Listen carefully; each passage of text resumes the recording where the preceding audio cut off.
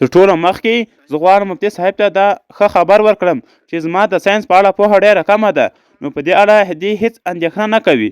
په ما کې لږ تر لږه دومره عام عقل شته. وګورئ، د خدای تصور کوم، نوی تصور نه دی. دا تصور د پیړیو راهیسې موجود دی. ځینې مذهبونه به 3000 کاله 4000 کاله زاړه وي، خو انسان د هوموسپینیز په بڼه نږدې 1000 تر 12000 کلونو راهیسې موجود دی، او تل ورسره کوم نه کوم مذهب موجود و. دا مذهبونه د جاهلو خلکو نه وو، دا د هغې یوناني ټولنې مذهبونه وو چېرته چې ستر فیلسوفان پیدا شول. دا د مصریانو مذهبونه وو، هماغه چې اهرام یې جوړ کړل. او دا د رومیانو مذهبونه وو، هغه خلک چې ستر معماري نظامونه، ودانۍ او د صنع قوي نظام یې درلود. د هغوی د نظام لومړی بنسټ دیموکراسي وه، که څه هم محدوده وه خو بیا هم دیموکراسي وه. دا کار همدوی کړی و. هغوی خدای چې جوپیټر، راو او زیوس بلل کېده، هغه یې هماغومره باور درلود لکه نن چې یو مذهبي انسان پر خپل خدای باور لري. د عیسویت له راتلو مخکې په اروپا کې یو بل مذهب موجود و چې جرمنیک مذهب بلل کېده. هغه مذهب یو خدای درلود، هغه خدای یوه ښځه درلوده، 2 زامن او 1 لور یې لرله. کله چې په اروپا کې عیسویت راغی، نو هغه خدای د هغه ښځه او ټول خاندان یې له منځه ولاړ. نو که موږ تاریخ ته وګورو، د خدای تصور ډېر وخت بدلیدونکی او موقتي پاتې شوی دی. هغه تل یو شان نه دی پاتې شوی. او دا سمه خبره نه ده چې هغه خلک چې پر دغو خدایانو یې باور درلود جاهلان وو او په هېڅ نه پوهېدل. نه، داسې نه ده. هغوی د خپل وخت د پوهې او شعور مطابق فکر کاوه. هغوی موجود وو او د خپل وخت په دننه کې ډېر ستر کارونه ترسره کړي دي. فلسفیان هم پکې وو، ساینسپوهان هم وو. خو د هغوی مذهبونه چېرته لاړل؟ د هغوی خدایان چېرته شول؟ نن چې په نړۍ کې کوم خدایان منل کېږي، تاسو ته څه معلومه ده چې 200 یا 1000 کال وروسته به څه حال ولري؟ که موږ اروپا ته وګورو، نو وینو چې کلیساوې خالي پرتې دي. یعنې د وخت په تېرېدو سره هر څه بدلیږي. تر څو چې د مذهبونو خبره ده، هر مذهب له انسان نه یوازې یو شی غواړي، ایمان. خو پوښتنه دا ده، ایمان څه شی دی؟ او د ایمان او باور ترمنځ فرق څه دی؟ دا خبره کول چې که خدای شته نو ما ته یې وښیه، دا ډېره ناپوهانه خبره ده. ما هېڅ کله داسې نه دی ویلي. ما نارد پل نه دی لیدلی، خو زه باور لرم چې نارد پل شته. ولې یې باور لرم؟ ځکه که دا نړۍ ګرده وي، نو حتما به یو سر ټاپ هم وي. ځینې خلک هلته تللي هم دي. هم عقل دا مني چې داسې به وي. دلته ثبوت شته، شاهدان شته، منطق شته، دلیل شته. نو دا زما ایمان نه دی، دا باور دی. نو بیا پوښتنه دا ده، د ایمان او باور ترمنځ فرق څه دی؟ هر مذهب له تا ایمان غواړي، او د ایمان معنا دا ده، نه شاهد وي، نه ثبوت وي، نه منطق وي، نه دلیل وي، نه منل شوی دلیل وي. بیا هم ته باید یوه خبره ومنې، دا ته وایي ایمان، که نه؟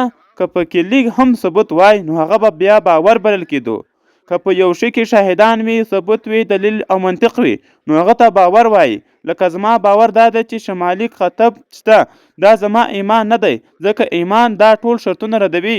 نو بیا پوښتنه دا ده، حماقت څه ته وایي؟ که زه یو داسې خبره ومنم چې نه پکې منطق وي، نه دلیل وي، نه ثبوت وي، نه شاهد وي، نه کومه نښه، او بیا هم یې ومنم، نو دا حماقت دی. لکه سبا که زه دا یقین وکړم چې ایلون ماسک زما ورور دی، نو زه به ډېره خوشحاله شم، سکون به هم راکړي. خو که څوک راته وپوښتي ولې یې منې، ثبوت یې څه دی، نو زه ورته ووایم وروره هغه خو امریکایي دی، ته خو هندی یې، نسل مجله دی، هېڅ کله مو یو بل نه دی لیدلی، او بیا ووایم دا زما ایمان دی، نو دا خبره سمه نه ده. د ایمان معنا همدا ده چې ته یې ثبوت نشې راوړلی. که ثبوت راوړلی شي، نو بیا د ایمان اړتیا نه پاتې کېږي، بیا نه بحث کېږي. هر څومره بحث کولی شي، خو نړۍ هر مذهب په پای کې پر ایمان ولاړ دی. او د ایمان معنا دا ده، یو داسې یقین چې نه ثبوت لري، نه شاهد لري، نه کوم زور یا فشار پکې وي.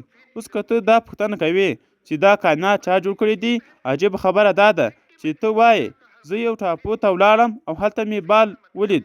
تا دا ونه ویل چې ټاپو چا جوړه کړي. ته یوازې پر بال حیران شوې، موږ پر ټاپو حیران نه شو، یوازې پر بال حیران شو. دا ټول ټاپوګان دي، همداسې لکه ټاپو ستوري دي، کهکشانونه دي، دا ټول هم ټاپوګان دي، یعنې د خلا په منځ کې پراته دي. موږ دا ټول شیان عادي ګڼو، داسې نیسو لکه چې دا به خامخا همداسې وي. موږ دا پوښتنه نه کوو چې دا چا جوړ کړي دي. تا د ځمکې په اړه پوښتنه ونه کړه چې دا چا جوړه کړې ده. اوس راشو انسان ته. زما زیږون څنګه وشو؟ آیا زه په پلان سره پیدا شوم؟ آیا دا مخکې ټاکل شوي وو چې زه به حتما وزیږېږم؟ او که یوازې یو خوشبخته سپرم و چې له میلیونونو نورو نه مخکې یوې هګۍ ته ورسېد؟ زما زیږون تصادفي دی، یعنې په اتفاق سره شوی دی، او هغه څه چې ته انصاف بولې د انصاف نوم د طبیعت سره هېڅ تړاو نه لري. خلک وایي چې یوه ورځ به انصاف وشي، خو انصاف د انسان جوړ شوی تصور دی. په طبیعت کې انصاف نشته. که زمری هوسۍ وخوري نو زمري ته کومه سزا نه ورکول کیږي. که طوفان راشي او شنه سرسبزه ونې له بیخه وباسي نو طوفان زندان ته نه اچول کیږي. طبیعت کې انصاف نشته، نو طبیعت ته د انصاف اړتیا هم نشته.